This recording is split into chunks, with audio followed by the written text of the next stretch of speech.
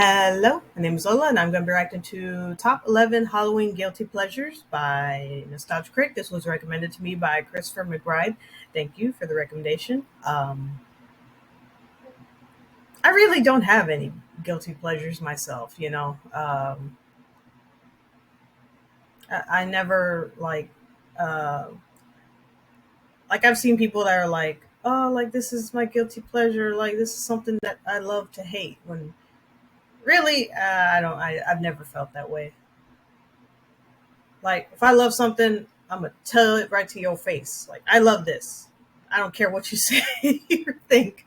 Anyway, let's check this out. And if you want to like, comment, subscribe my channel, you can. If you don't want to, that's fine too. Here we go.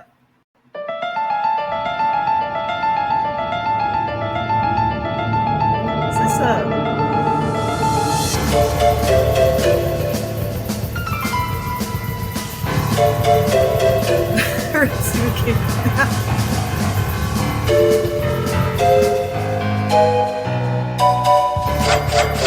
Oh, goosebumps.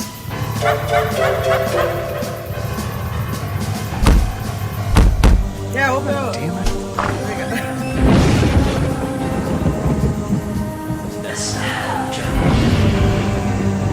There we go. Look out! There's bullshit about. Hello, I'm the Nostalgia Critic guy. Remember it so you don't have to.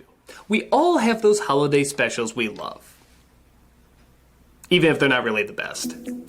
Whether it be nostalgia, creativity, or some sort of surreal intrigue, we all have those specials we know aren't fantastic, but something nonetheless draws us to them. They're not good enough to be classics, but they're not bad enough to go unappreciated either. There's a certain magic to these specials that keeps us coming back, and this Halloween, we're gonna look at what it is here today. So get ready to cheer with adequacy. We're looking at the top 11 best ones. Why top 11? Because I like to go one step beyond. So, sit back and enjoy the top 11 Halloween guilty pleasures.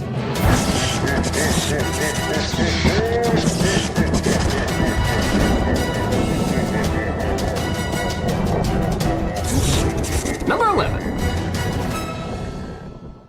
Tiny Toons Night Ghoulery. The reason I put this one so low on the list is because, well, it's mostly pretty good. Released shortly after Tiny Toons went off the air and Animaniacs was catching on. In fact, there's even a few cameos from him. Give me the brain!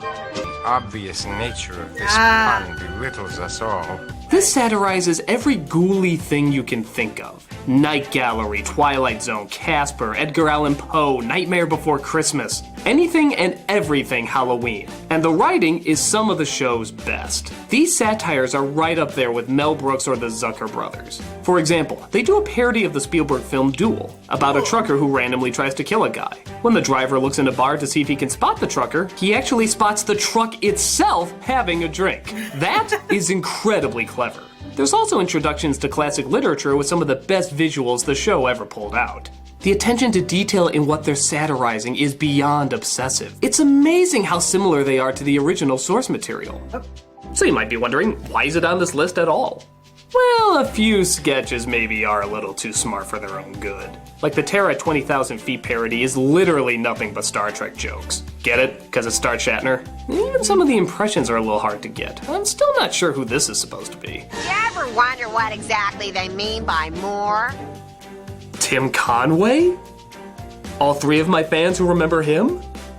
Nevertheless, it's not nearly enough to take away from appreciating this fun collection of beautifully animated zaniness. The misses are minor, but the hits are just too good to overlook. As of now, there's sadly no DVD release of this special, but if you can hunt it down on VHS, do it. It's definitely worth the search. It's time to do adventures and that's all we've got. Tito's costumes sure were hot. Number 10. The Halloween That Almost Wasn't.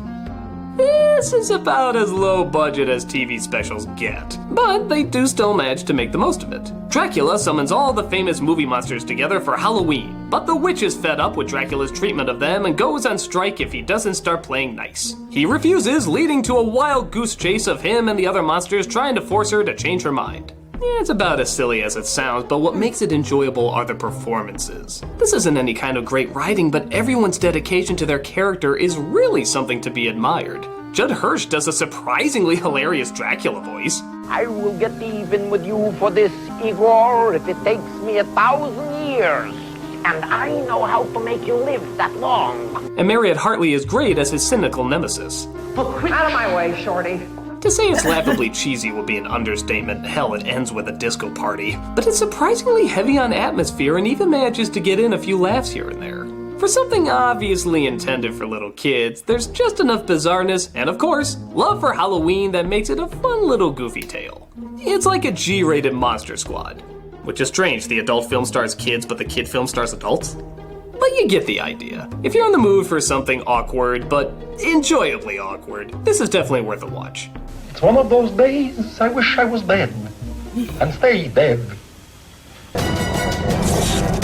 Number 9. The Pumpkin That Couldn't Smile. Yeah, that's Raggedy Ann and Andy who star in it, but to its credit, it turns out a very laid-back and kind of likable short with a lot of great fall visuals. An overbearing aunt keeps her nephew in for Halloween, ruining his fun, so our two ragdolls decide to bring Halloween to him by finding a glum pumpkin who feels unwanted.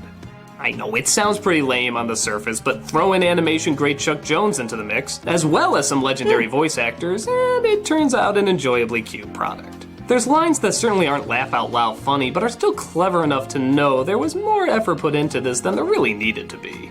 And tomorrow we'll go to the museum and look at the rocks. Why couldn't I have been an apple? People don't expect so much out of apples. Little giggles like that and the pumpkin crying seeds are nice little touches that aren't needed for a story like this, but still add a little extra. The best way I can describe this special is mellow. It is just so mellow. Everything goes at a very relaxed speed. Even the chase scene in the middle is much slower than most cartoon chases go. But there's something kinda chill about it, and I mean that actually in the best way. It's not trying to punch you in the face like most Halloween specials. It's more enjoying a beautiful autumn dawn, just admiring the colors and the environment. I don't know, if you're in the right mood, it's actually pretty cool to check out. By no means a masterpiece of animation, but just comforting enough to warrant a quick watch if you got the time. I could have gone in another line of work. Been a pie or something. Number 8. Witch's Night Out. An odd special to say the least, but it's 70s odd. Which should practically be given its own category. To say its style is friggin' bizarre is beyond obvious, but the way it's bizarre makes it hard to turn away from.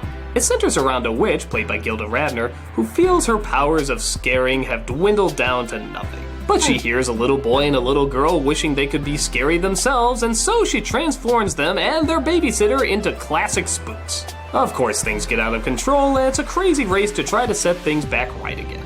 Everything that makes this special unique is the time period it was released in. I mean, look at it. How could this come from any other time period but the 70s? From the groovy music to the squiggly designs and even the voice acting being really fucking weird.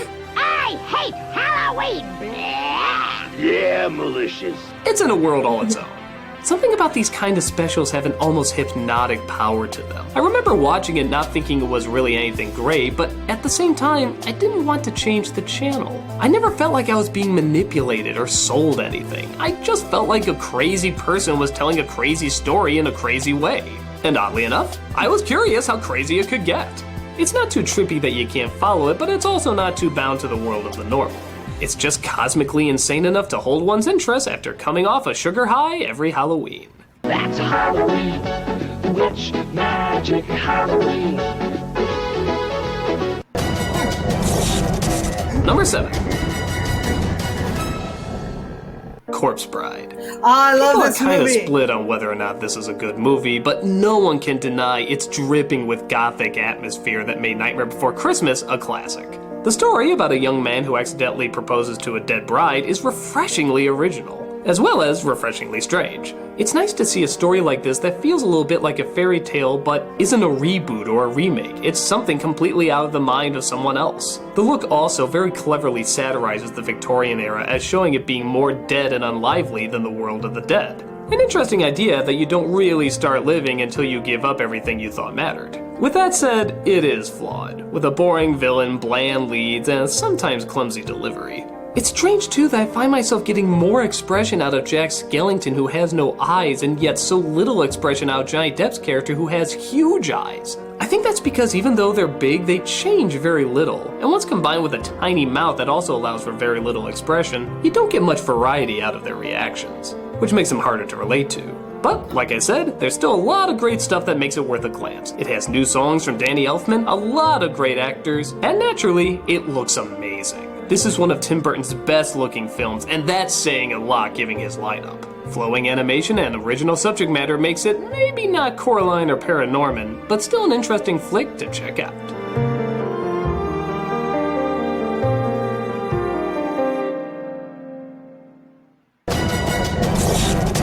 Number 6.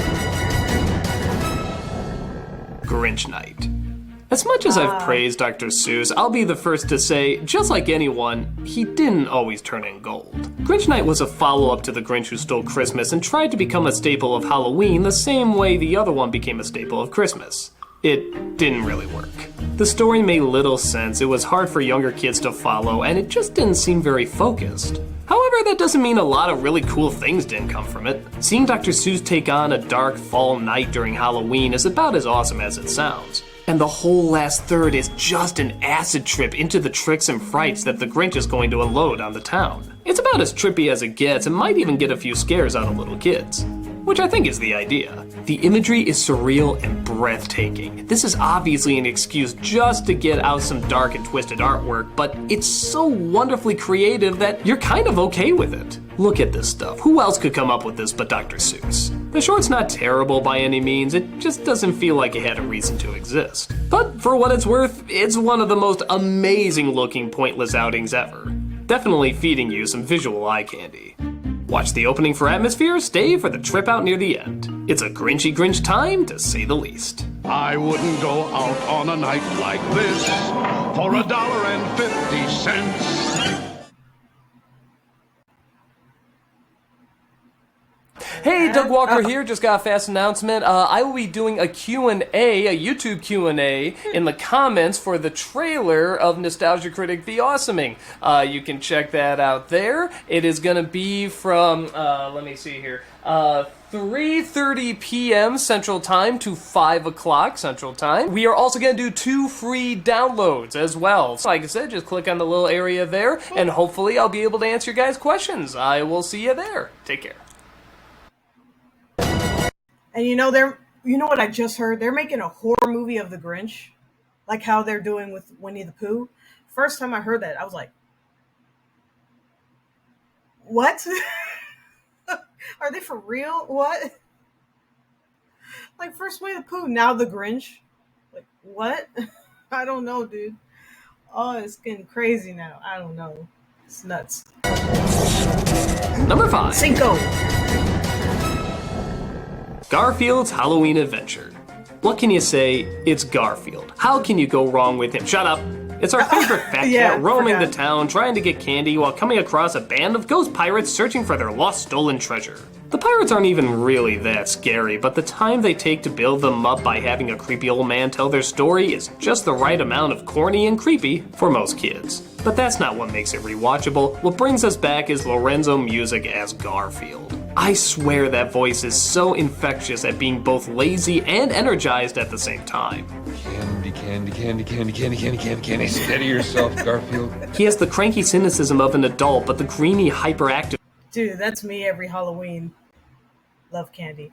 Of a child. Dogs have to help cats go out and get candy, and if a dog does a good job, he gets a whole piece of candy of his very own. The special also has a lot of little funny touches too, like how many various ways they can show a monster disguised is really a monster disguised.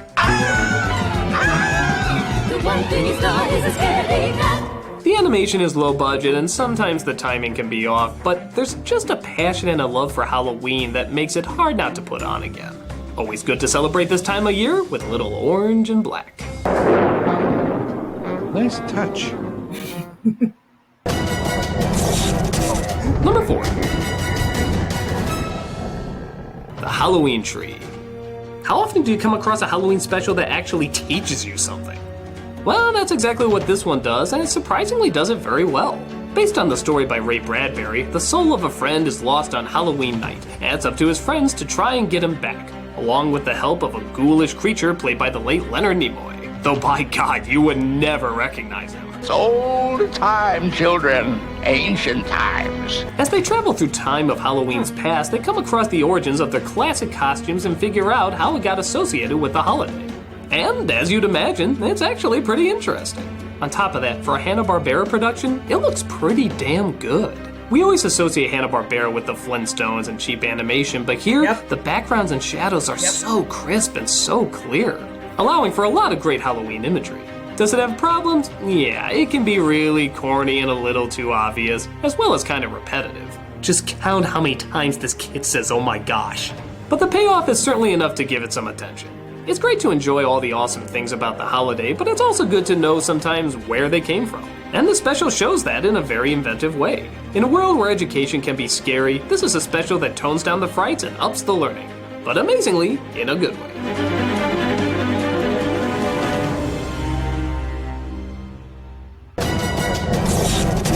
Number 3.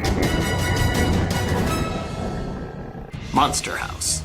Another really original idea that's so simple and yet most people never forget it. It's about exactly what you think, a monster house. One that gobbles up anybody who walks by and pisses it off. While imaginative, you would think it would get old really quick, but there's actually a pretty clever story that has a few twists and turns in it. It's not overly complicated, but it's not insultingly simple either. It's just the right balance of a dark and twisted story with goofy and likable characters. And of course, visually, they up the darkness. Skinny trees, scary faces, people in peril, it has a lot of fun. At times it can be a little slow and the character animation can be a little awkward given the time period it came out, but the various ways they show off this house and change it around to make everyday objects suddenly look intimidating is really cool. It's a good combination of being both creepy and odd, but also sweet and innocent at the same time, with just the right amount of an edge for a kid's film. Do you want to be eaten alive? No! Get out of here!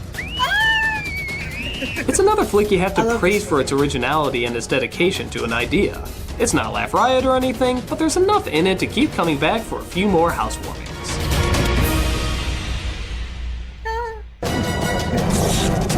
Number 2.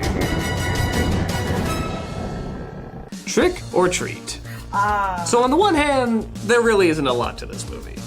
It always feels like there's better twists and executions that an anthology of Halloween tales could deliver than this. They're kind of predictable and not always the most original.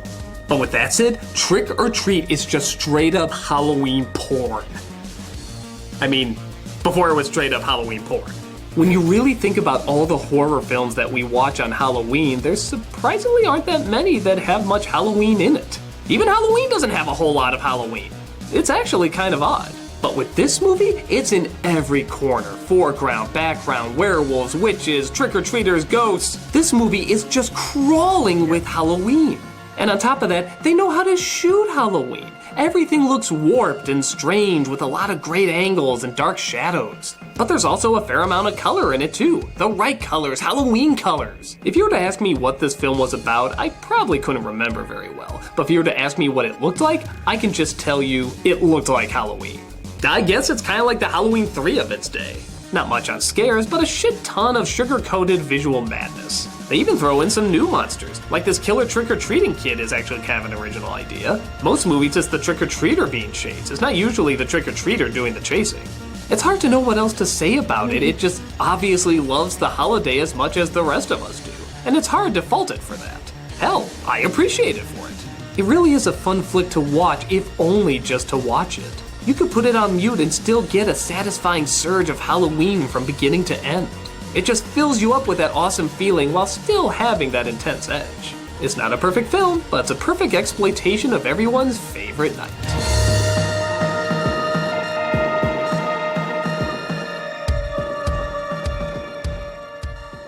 And the number one Halloween guilty pleasure is... No. What? No, I'm not doing that.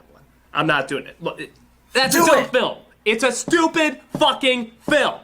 Okay, look, I don't care if most of you watch this piece of crap every Halloween and it's like a big tradition, okay? I'm not doing it. I'm just not talking about it. It's shit. It's a stupid piece of shit and I'm not gonna bring it up here.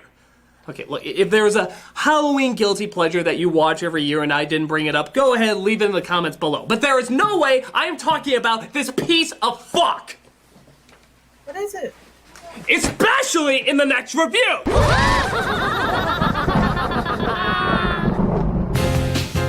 I want to know what number one is! God damn it. I wanted to know what number one is. No! I love how down here it just says no. No, I ain't doing it. One movie that I love, even my dad loves, that we watch for every Halloween, even Christmas. For the longest time, it's been debated. Like, oh, is this a Halloween movie or Christmas movie? When it's like, can it just be both? You know, The Nightmare Before Christmas, which I love that movie. I've seen that movie as a kid. I've watched it repeatedly. I'm gonna watch it, when it's Halloween again, it's a movie that I love and I don't feel guilty about it. I don't think anybody should, feel guilty for, loving something that everybody else just like, I don't like it, but that's my favorite Halloween movie. Uh, I don't know. But if you want to tell me, what's your favorite Halloween guilty pleasure, or just Halloween movie or special cartoon that you love that you want to watch every Halloween, let me know. Uh, anyway, that's it. That's my reaction to top 11 Halloween guilty pleasures. And I really wanted to see what number one was. He said no. Anyway, yeah, that's it. Everyone, take care of yourselves and each other, and I'll see you in the next one. Bye.